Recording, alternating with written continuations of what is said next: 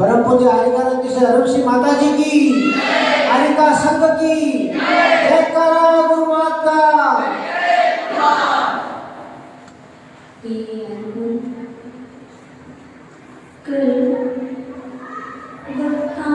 स्त्रोत के माध्यम से हम सभी ने प्रत्येक अपने लघुता से प्रभुता की अभिव्यक्ति को जाना था।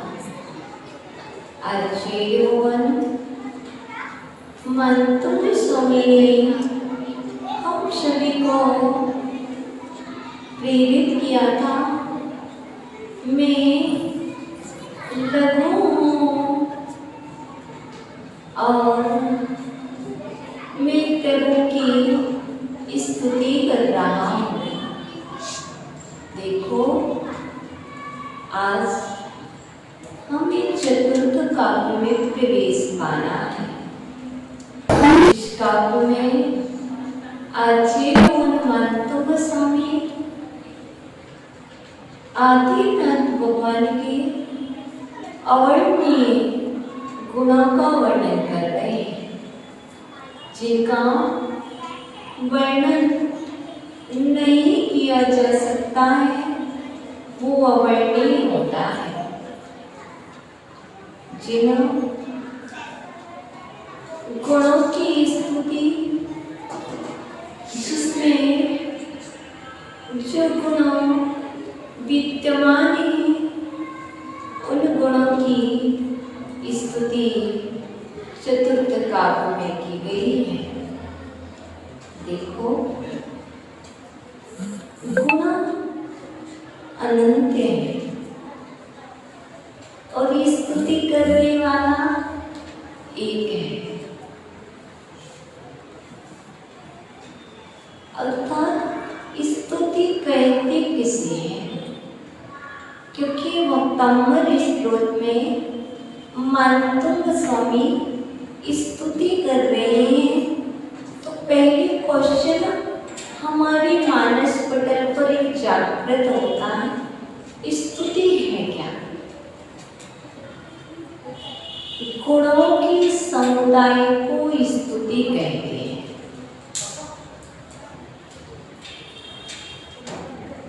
जिसमें एक भी गुण हो और उन गुणों को बड़ा चढ़ा करके कहना स्तुति है।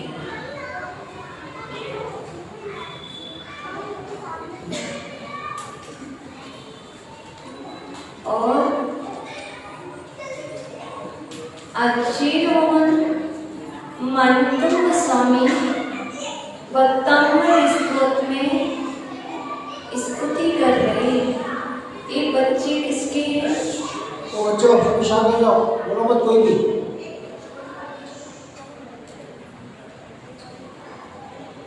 क्लास में वही बैठेंगे जो क्लास का अनुभव करना चाहिए।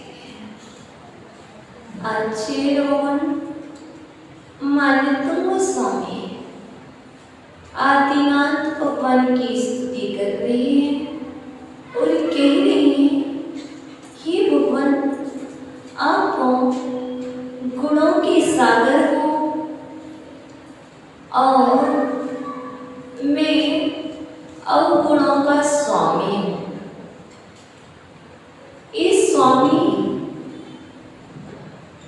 गुण रूपी स्वामी की स्तुति कैसी कर पाए? मैं भक्त हूँ, आप भगवान हो। और मैंने सुना है भगवान में अनंत गुण होते हैं और मैं गुणों की स्तुति करने तैयार हुआ हूँ, पर मुझे मालूम नहीं वो अनंत गुण है कौन कौन से। देखो, यदि लोभ करोगे और कोई तुम्हें कोई वस्तु देगा, यदि आप स्वीकार कर लोगे तो कार्य की सिद्धि नहीं होगी। अब सोच रहे होंगे ऐसा क्या? कल मैंने आपको एक स्टोरी बतलाई थी। बताया था देवी आई, रत्न हाथ में रखा और तूफान रुकना शुरू हो गया। पर देवी आई, रत्न हाथ में लिया और सेठ ने पूछ रखा, तुम कौन हो? मुझे ये रत्न क्यों दे रहे हो? देवी ने कहा, तुमने ही तो मुझे याद किया था और तुम्हारी इच्छा थी कि मुझे रत्न मिल जाए और मैं तुम्हारे लिए रत्न देने आई हूं।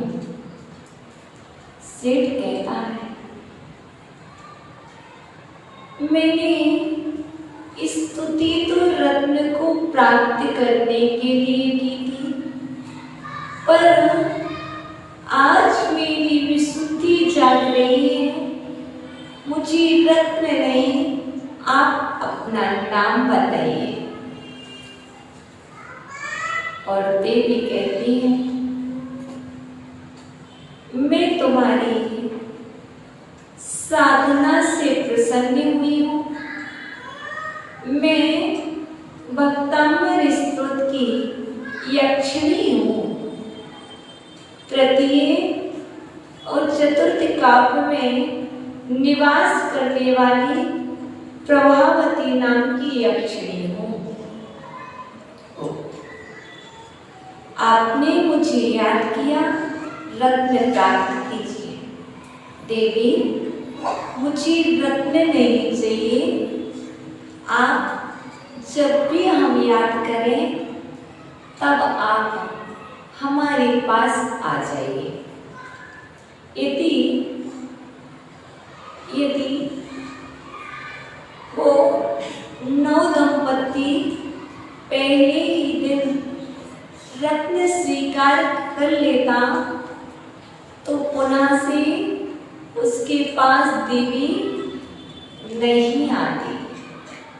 इसलिए पहली बार यदि कोई कुछ समर्पित करता है तो समझ के चलना चाहिए कि कोई मेरी परीक्षा कर रहा है। यदि वह 9 दंपति स्वीकार कर लेता तो वो देवी बार बार आकर के मदद नहीं करती। इसलिए आप लोभ का त्याग करो, कार्य की तो सिद्धि होती है। हम एक ही बार में डिमांड रख देते हैं। आप आए हो, क्या चाहिए? ये भी चाहिए, ये भी चाहिए, ये भी चाहिए, और एक ही बार में व्यक्ति परेशान होकर के हमसे दूर चला जाता है। आचार्य भगवान कहते हैं भगवान के अनंत गुण हैं, स्थिर करो, आप तो स्तुति करो, स्तुति से बहुत कुछ प्राप्त होगा। और हुआ वही कि समुद्र में रक्षा हो गई। आज हम चतुर्थी काव्य में प्रवेश पा रहे हैं, जो काव्य जल जंतु भय से मुक्ति दिलाने वाला है। देखो, जब जल में घड़ियाल भी होते हैं, जल में स्नेक भी होते हैं, जल में मगरमच्छ भी होते हैं, और जल में बहुत सारे जीव होते हैं। और कभी कभी हम जल से भय खाते हैं। यदि जल से भय मुक्ति चाहिए, जल में रहने वाले जीवों से भय मुक्ति चाहिए है, तो आचार्य मोहन कहते हैं, पाठ करना प्रारंभ कर दो। मैंने सुना है गुरुवर से, कभी कभी तेज बारिश होती है, बिजली चमकती है और हम डरने लगते हैं। डरने लगते हैं, डरो मत। क्या करो? वक्तांबर का पाठ करो। लोग कहते हैं ग्रहण हो, बिजली चमके, बारिश हो, किस समय पाठ करें? मैंने बचपन से देखा, वक्तांबर स्तोत्र का पाठ 24 घंटे किया जा सकता है। यह भक्ति स्तोत्र है, इसमें प्रभु के गुणों का वर्णन है, ये स्तुति है और स्तुति सदा की जा सकती है। महापुरुषों की स्तुति ऐसा कोई भी समय नहीं है जिस समय नहीं की जाती है।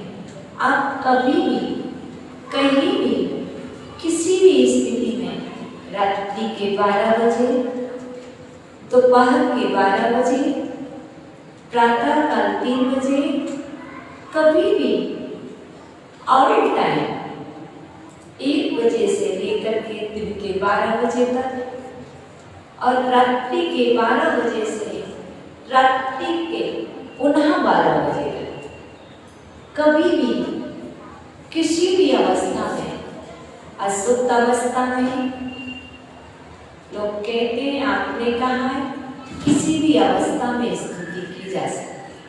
हाँ, अशुद्ध अवस्था में मन में स्मरण किया जाता है, शुद्ध अवस्था में वचनों से उच्चारण किया जाता है, क्योंकि पूजन में लिखा है, आप पवित्रः पवित्रो वा सुस्तुतो दुस्तुतो विवा ध्यायेत् पंच नमस्कारं सर्व पापे प्रमुच्यते।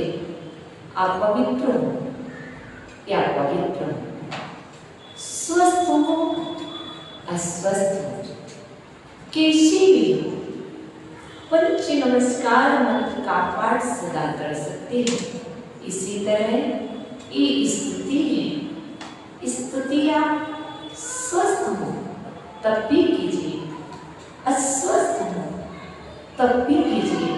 अस्वस्थ होंगे, स्वस्थ हो जाओगे, स्वस्थ होंगे तो सुखी हो जाओगे, क्योंकि स्तुति अस्वस्थ व्यक्ति को स्वस्थ बनाती है और स्वस्थ व्यक्ति यदि स्तुति करता है तो सुखी होता है। इसलिए सुखी होने का उपाय स्तुति है। आप सुखी होने के लिए यहाँ आए हैं तो आप स्तुति कीजिए। कैसे करें, क्यों करें? तो आचार्य लोग कहते हैं, यदि पुण्य को बढ़ाना है तो स्तुति अनिवार्य है, क्योंकि आचार्य भगवान जिनसेन स्वामी ने सहस्त्र नाम में लिखा है, स्तुति पुण्य गुणोत्कीर्ति। पुण्य गुणों के कथन करने को स्तुति कहते हैं। और स्तुति से क्या होता है? हम और आप स्तुति कर रहे हैं, हे भगवान आपका आसन पूजनीय है, विबुधार्चित पाद पीठ है, आपका आसन पूजनीय है, मैं आपके आसन की पूजा करता हूँ। आचार्य भगवान कहते हैं स्तुति करने से यश मिलता है, स्तुति करने से पुण्य बढ़ता है, और स्तुति करने से गुणों में वृद्धि होती है, और स्तुति करने से बुद्धि की वृद्धि होती है, और स्तुति करने से स्वस्थ सुखी होता है। स्तुति करने से अस्वस्थ व्यक्ति सुखी होता है। ये स्तुति करने के फायदे हैं। जैसे जल पीने से प्यास बुझती है, और गला सूखा है तो गले को राहत मिलती है, और जल पीने से शीतलता मिलती है। जल पीने से सिर दर्द ठीक हो जाता है, और जल पीने से हमारे अंदर में एनर्जी आ जाती है। ये सारे जल पीने के फायदे हैं। ऐसे ही आचार्य भगवान ने स्तुति करने के फायदे बतलाए। स्तुति करने से क्या फायदे होते? नंबर 1 यश बढ़ता है, दूसरा शांति मिलती है, तीसरा स्तुति करने से सुख मिलता है, चौथा स्तुति करने से अस्वस्थ व्यक्ति स्वस्थ होता है, पांचवा स्तुति करने से पुण्य बढ़ता है, छठवा स्तुति करने से बुद्धि बढ़ती है, सातवा स्तुति करने से विशुद्धि बढ़ती है, और स्तुति करने से कर्म की निर्जरा होती है, और स्तुति करने से संवर होता है, और स्तुति करने से हम गुणवान बनते हैं, और स्तुति करने से अवगुण दूर चले जाते हैं। मां स्तुति करने से एक नहीं, यदि आपको काउंटिंग कराए तो 1000 फायदे होंगे। इसलिए स्तुति करो, प्रसन्न रहो। स्तुति करो, प्रसन्न रहो। प्रसन्नता का मंत्र है स्तुति, खुशी का मंत्र है स्तुति। खुश होना है, स्तुति करो। प्रसन्न होना है, स्तुति करो। क्योंकि एक मन में जिज्ञासा आती है, मैं प्रसन्न कैसे हूं? तो आचार्य कहते हैं मनः प्रसाद्यम श्रुतैः अमृतैः। मन को प्रसन्न करने का उपाय है श्रुत, और स्तुति श्रुत की जा रही है, श्रुतवान के द्वारा की जा रही है, गुणवान के द्वारा की जा रही है। इसलिए आप मन को प्रसन्न कीजिए, प्रसन्नता अवश्य मिलेगी। जल को हाथ में रखो तो शीतलता मिलती है, और स्रोत को कंठ में धारण करो तो प्रसन्नता अवश्य मिलती है। ऐसा यह चमत्कारिक स्रोत है, ऐसा यह विश्व बुद्धिदायक स्रोत है, पुण्यदायी स्रोत है, पाप का निवारण करने वाला स्रोत है, आदिनाथ स्रोत है, मानव स्वामी द्वारा रचित स्रोत है। आप इसको क्या नाम दें? एक नहीं, 1000 नाम भी दें तब भी बहुत कम है, क्योंकि मानतुंग स्वामी वह महान व्यक्तित्व के धनी थे, जिनके अंदर 1000 नहीं, लाख करोड़ गुण थे। ऐसे मानतुंग स्वामी के लिए हम और आप कैसे समझ सकते हैं? मानतुंग स्वामी कह रहे हैं, मैं अबोध बालक हूँ। हे भगवान मानतुंग स्वामी, आप अबोध हैं, आप अबोध हैं। आपने कहा, मैंने स्वीकार किया, पर भगवान अब मैं अपने आप को क्या कहूँ? जब आप अबोध हैं तो मैं तो महामूर्ख, मैं मूर्ख नहीं हूँ, पर मैं महामूर्ख हूँ। आप तो मात्र अबोध ही थे, पर मैं अबोध से भी अबोध, अबोध अबोध कितना बतलाऊं आपको? आपने तो चंद्रमा के प्रतिबिंबों को पढ़ने की इच्छा की, पर भगवान मैं कैसे कर सकता हूँ? मैं तो महामूर्ख।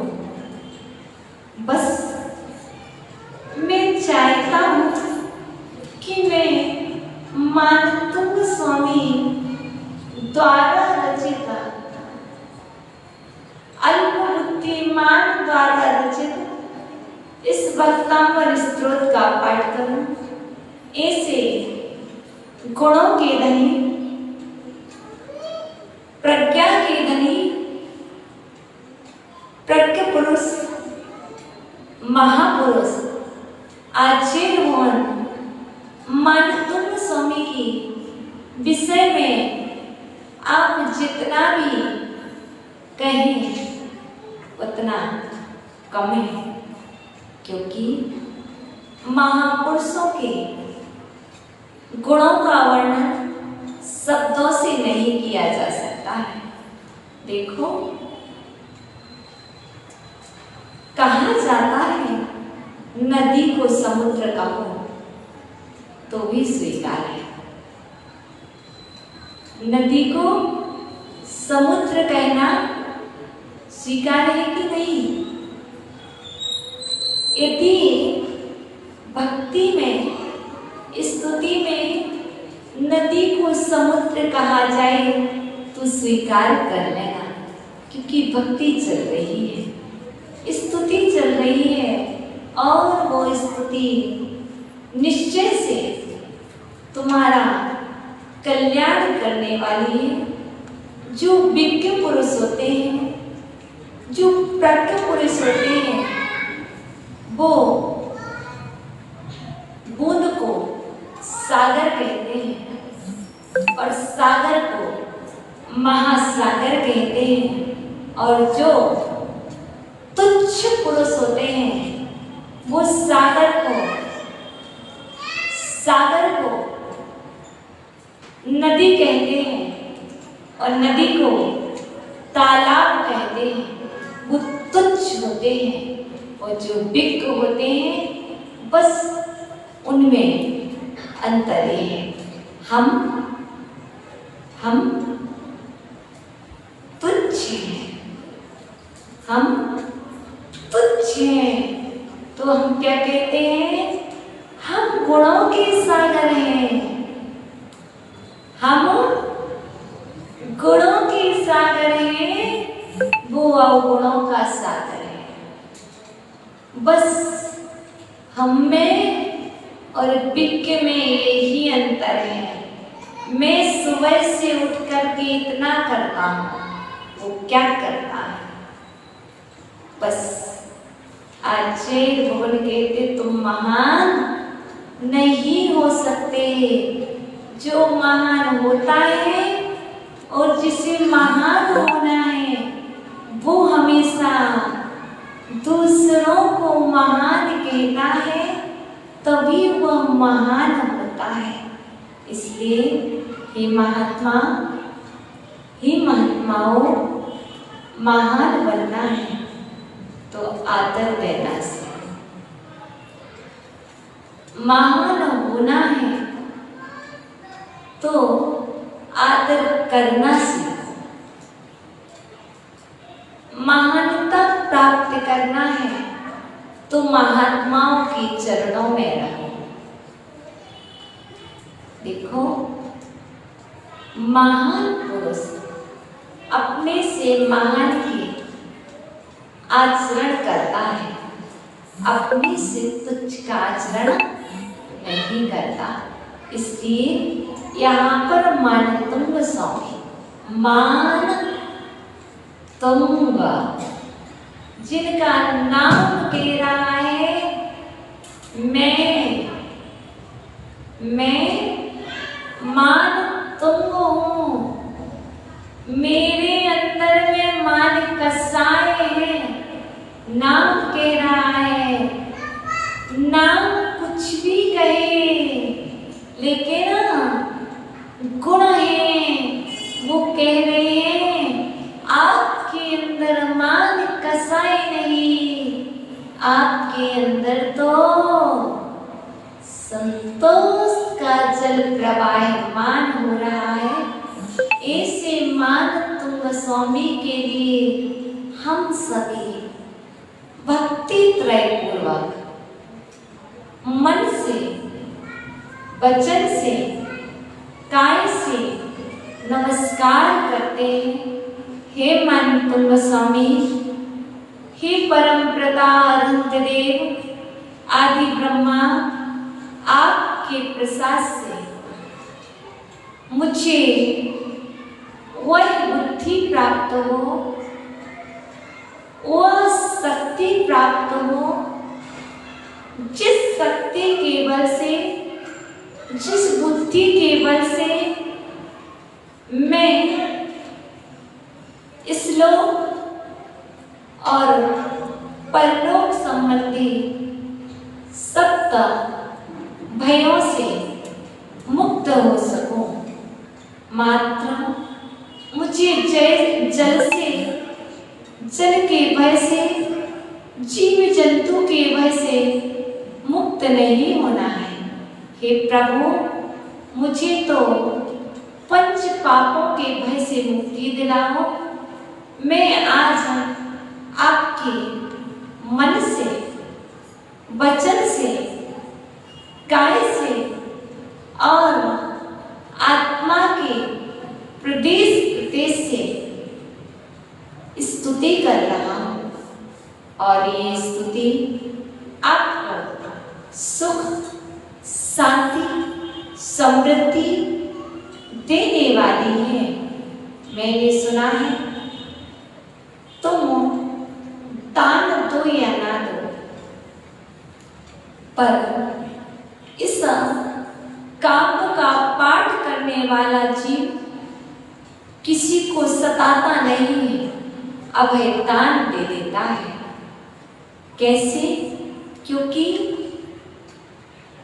समुद्र में बैठी हो भाई, समुद्र में बैठे हो, एक संसार एक समुद्र है। संसार एक समुद्र है और तुम इस समुद्र में बैठे हुए हो और इस समुद्र में जो विपत्ति आ रही है, जो बीमारियां आ रही है, वैसा जीव जंतु है। मैंने भक्तांबर नौका विहार किया है, आपने किया, आपने नौका में विहार किया है और मैंने भक्तांबर नौका में विहार किया है। बस कल्पना करना है,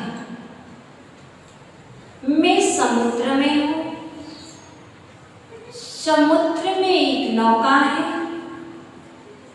और उस नौका में मैं बैठा हूं और खेवटिया नौका को खी रहा है, चला रहा है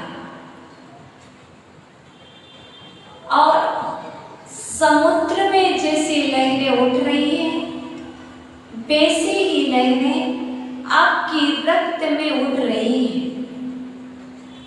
जैसे समुद्र में मछली, सर्प, मेढक इत्यादि जीव जंतु आ रहे हैं, वैसे ही जीव जंतु आपके अंदर प्रवाहमान हो रहे हैं और आप भक्तांबर स्त्रोत का पाठ कर रहे हो तो वे जीव जंतु किनारे को पहुंचते जा रहे हैं, किनारे को जा रहे हैं।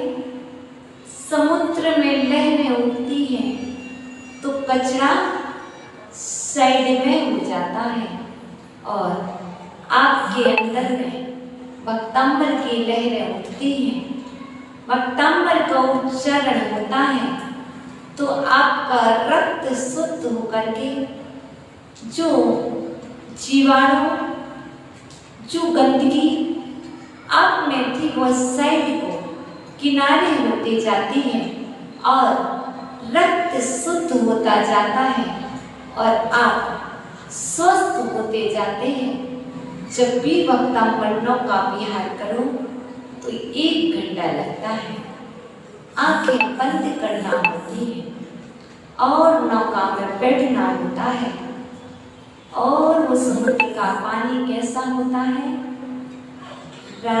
रेड कलर का, लाल रंग का, कहीं काला होता है तो कहीं पीला होता है और तुम जिस समुद्र में बैठते हो उसका पानी खारा हुआ करता है और ये समुद्र का पानी खारा नहीं, देखने में बहुत डर लगता है।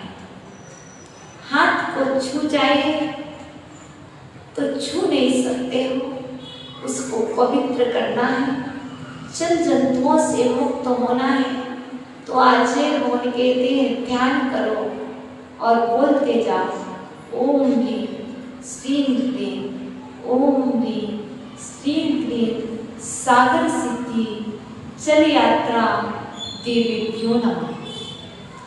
ओम ह्रीं श्रीं क्लीं, ये तो याद है, ओम ह्रीं श्रीं क्लीं सागर सिद्धि, सागर सिद्धि चल यात्रा देवीभ्यो नमः। सागर सिद्धि चल यात्रा देवीभ्यो नमः। ओम ह्रीं श्रीं क्लीं सागर सिद्धि चल यात्रा देवीभ्यो नमः। ओम ह्रीं श्रीं क्लीं सागर सिद्धि चल यात्रा देवीभ्यो नमः। ओम ह्रीं श्रीं क्लीं सागर सिद्धि चल यात्रा देवीभ्यो नमः।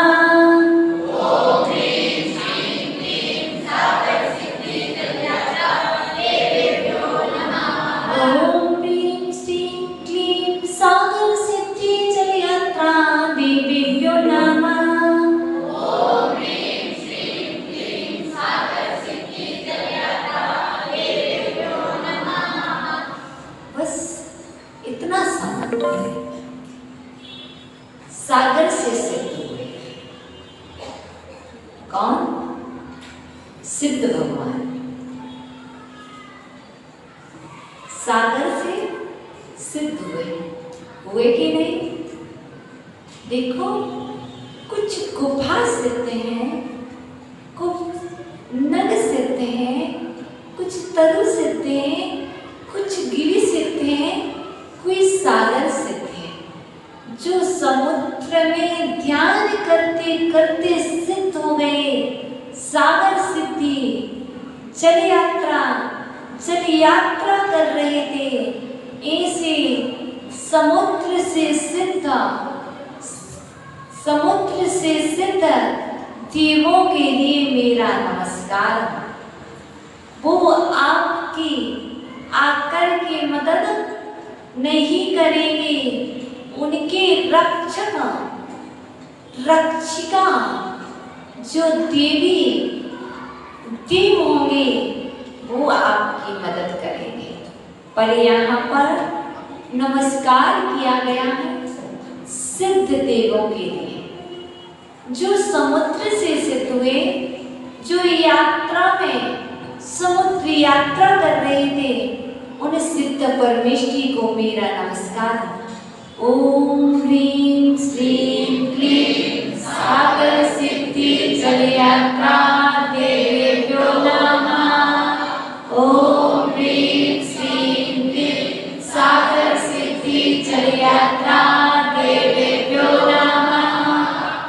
ओम ह्रीं श्रीं क्लीं सागर सिद्धि जल यात्रा देवेभ्यो नमः। एक कब किया जाता है जब डर लग रहा हो, जब भय लग रहा हो, जब समुद्र में तूफान आ रहा हो, जब नाव डूबने को हो, जब जीव जंतुओं से डर लग रहा हो, तो क्या करना? तुम गुणेशम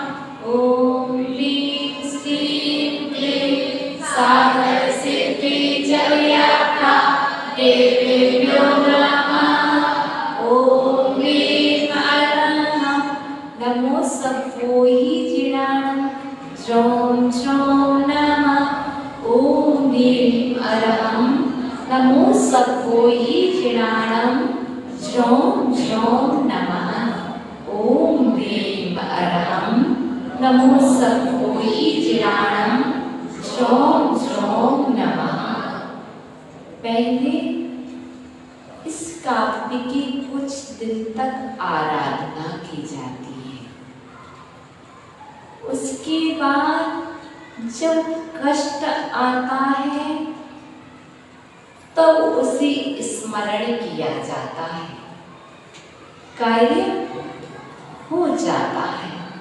क्योंकि यदि पेन नया लाए हो मार्केट से, डायरेक्ट चलाओगे तो पेन क्या होगा? कट आएगा बीच में, पेन कंटिन्यू नहीं चलता है।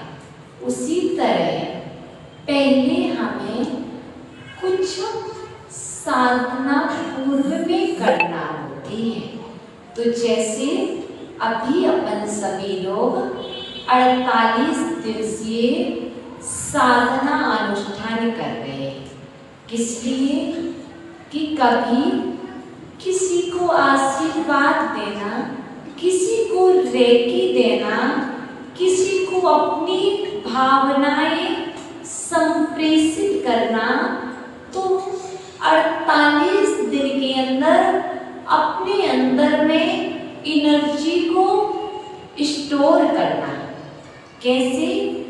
जैसे आप बैंक में प्रतिदिन कुछ पैसे डालते हो, चालू खाता। कौन सा खाता? चालू खाता। प्रतिदिन बैंक में जाकर के आप अमाउंट जमा करते हो। ऐसे ही हमें जब कष्ट नहीं आया है, जब संकट नहीं आए हैं, तब तक हमें प्रतिदिन अपने बैंक में, कौन से बैंक में? स्टेट बैंक, बड़ोदरा। कौन सा बैंक? बड़ोदरा, ICICI बैंक। ओह, तो यहाँ पर उस बैंक की बात नहीं चल रही बच्चों, यहाँ पर अपने निजी बैंक में, आत्मीय बैंक में एक खाता खोलना है जो है चालू। जब तक स्वस्थ हो, प्रसन्न हो, विशुद्धि से भरे हो, तब तक प्रतिदिन साधना करके बैंक में कुछ स्टोर कर लो। जिस दिन आवश्यकता पड़ेगी तो चालू खाता का मतलब क्या होता? जब भी निकालना चाहो, मैंने ऐसे ही पढ़ा है, जब भी निकालना चाहो तब जाकर के बैंक से निकाल सकते हो। ऐसे ही अभी तो मात्र मुझे बैंक में स्टोर करना है। क्या स्टोर करना है? भक्तांबर की एनर्जी, शक्ति, साधना करके हमें अपने हृदय रूपी बैंक के बैलेंस में स्टोर करना है। 48 दिन तक हम स्टोर करेंगे, आप भी करेंगे, और बीच में आवश्यकता पड़े, कभी भी पड़े, तो उस एनर्जी को निकाल करके दूसरे को पार्सल कर देना। जब भी आवश्यकता पड़े, स्वयं को पड़े तब भी निकाल लेना, दूसरे को पड़े तब भी निकाल लेना। इसलिए हम तो यहाँ पर अभी स्टोर कर रहे हैं, और आप सभी ने अभी तक स्टोर ही तो किया होगा, ऐसा मान लेते हैं, ऐसा मान लेते हैं। जिनने खाता ही नहीं खोला वो आज खाता खोल लें, जिनने खाता नहीं खोला वो आज खाता खोल लें। देखो, सुबह 5 बजे समोसरण के दर्शन होते हैं, 8 बजे तक ही, है ना? फिर क्या हो जाता है? बैंक बंद हो जाता। क्यों? तो समोसरण भी बंद हो जाता। किस लिए? क्योंकि वहां की एनर्जी, वहां की विशुद्धि वहीं पर रहे। संध्याकालीन आरती होगी, फिर खुलेगा, फिर बंद हो जाएगा। ऐसे ही हम साधना के द्वारा, समोसरण का गेट बंद नहीं है, वो आपके लिए एक शिक्षा है। वो विशुद्धि को स्टोर रखने के लिए शिक्षा है। शुद्ध वस्तु में प्रवेश करते हो तो वहां पर शुद्धि पूर्वक विशुद्धि रहती है। जब जाओगे कुछ घंटों के बाद तो वहां की ऊर्जा को लेकर के आप निकले। इसलिए अभी तो मात्र स्टोर करें। जब भी निकालोगे तो एक साथ बहुत सारी ऊर्जाएं निकलेंगी। तो अभी तो आपको जैसे हम बतलाते हैं कि आपको 7 दिन तक साधना करना है, तो 7 दिन में तो आपको स्टोर करना है, कार्य नहीं करना। जाप करना है, पाठ करना है, मंत्र करना है, क्योंकि रेकी चिकित्सा सिखलाने वाले भी 45 दिन में ही 2nd स्टेप करते हैं। रेकी जो सिखाते हैं वो 45 दिन में 2 इंस्ट्रूमेंट करते हैं।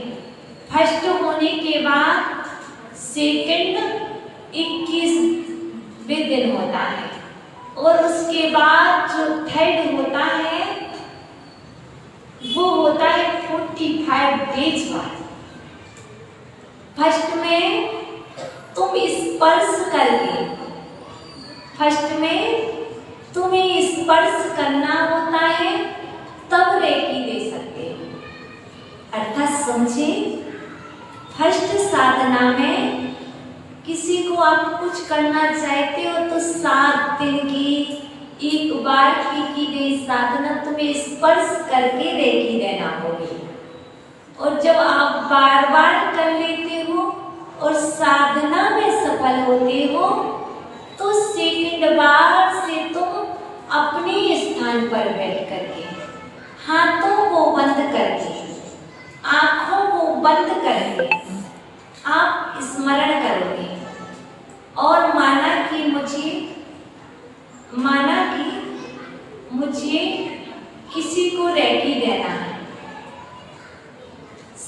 लक्ष्मी चंद जी बैठे हैं, माना कि मुझे रेकी देना है तो सेकंड डोज हो गया है, साधना हो चुकी है। अब आंखें बंद करो, हाथ जोड़ो, कल्पना करो सामने लक्ष्मी चंद जी को भी लाओ, सामने जिसे रेकी देना है उस व्यक्ति की कल्पना करो और मन में काव्य का स्मरण करो, मंत्र को बोलो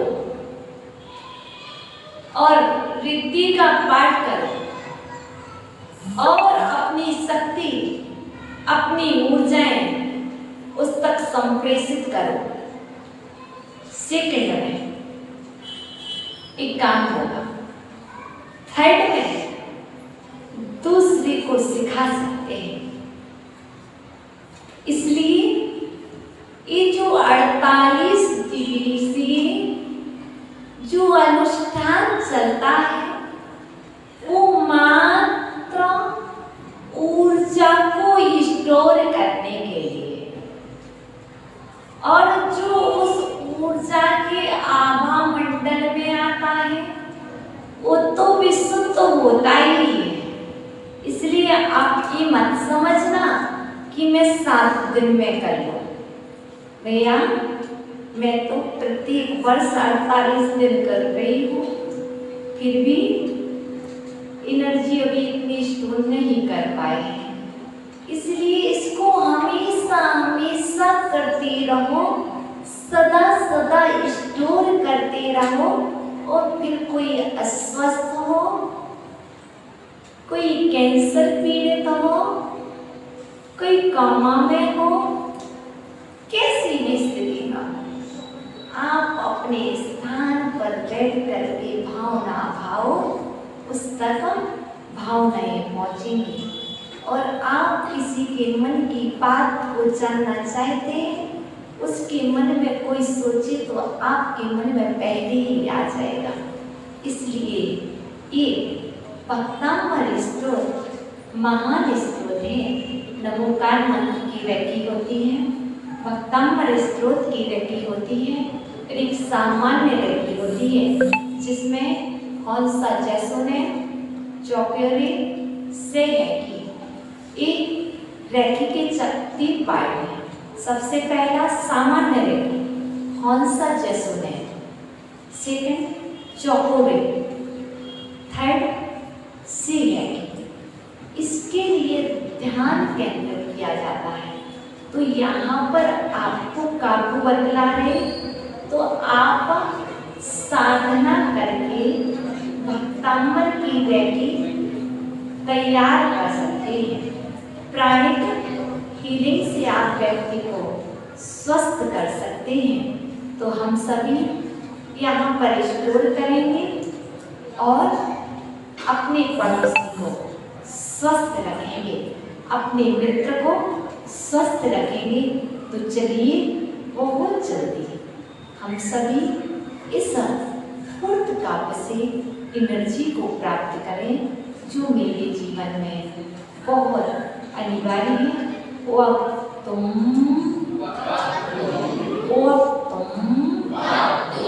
गुणान गुण समुद्रा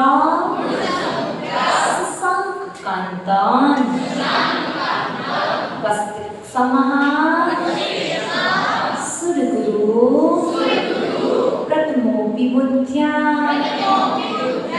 कल्पांतिकाल पवनोद्धत नक्रचक्रम गोवर्तयितुं गोवक्तरितो मलमम्बो निधिं भुजाभ्याम् उत्तम गुणान् गुणसमुद्रशशाङ्किकान्तान्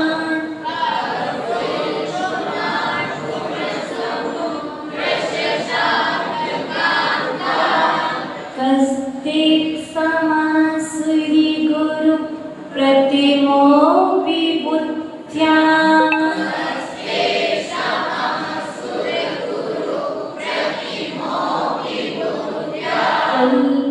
कल्पान्तिकाले पविनोदति नकृचक्रम्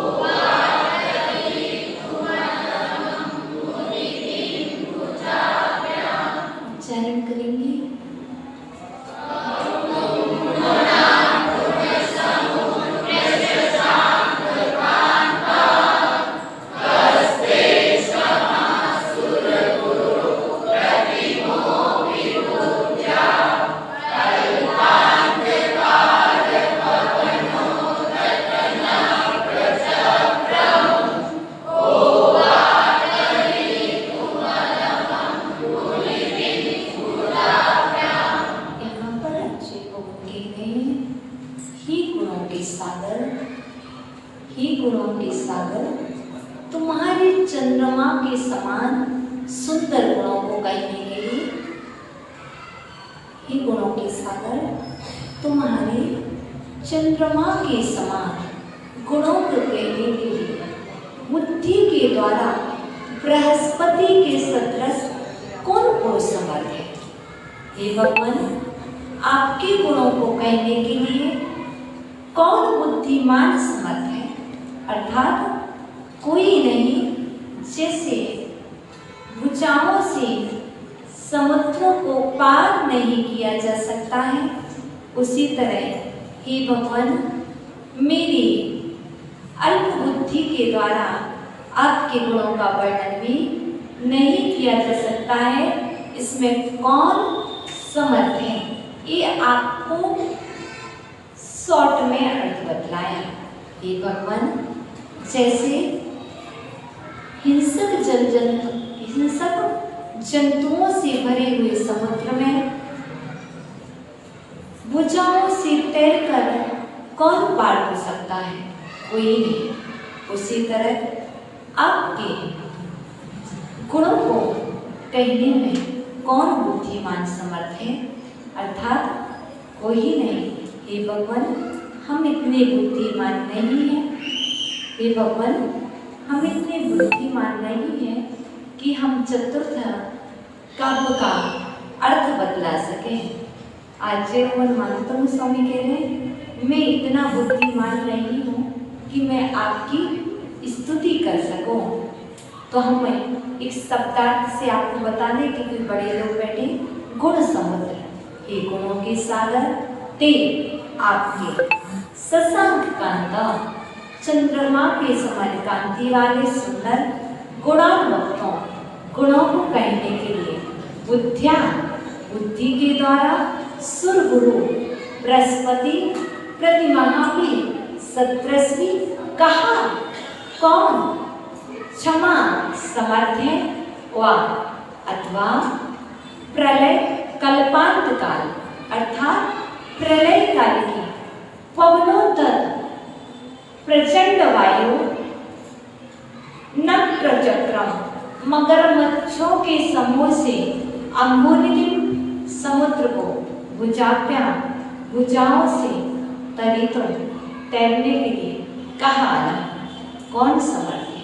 हम श्रीपाल नहीं हैं, हम कोटिभट्ट श्रीपाल नहीं है कि श्रीपाल को समुद्र में फेंका और श्रीपाल अपनी भुजाओं से तैर करके समुद्र को पार हो गया।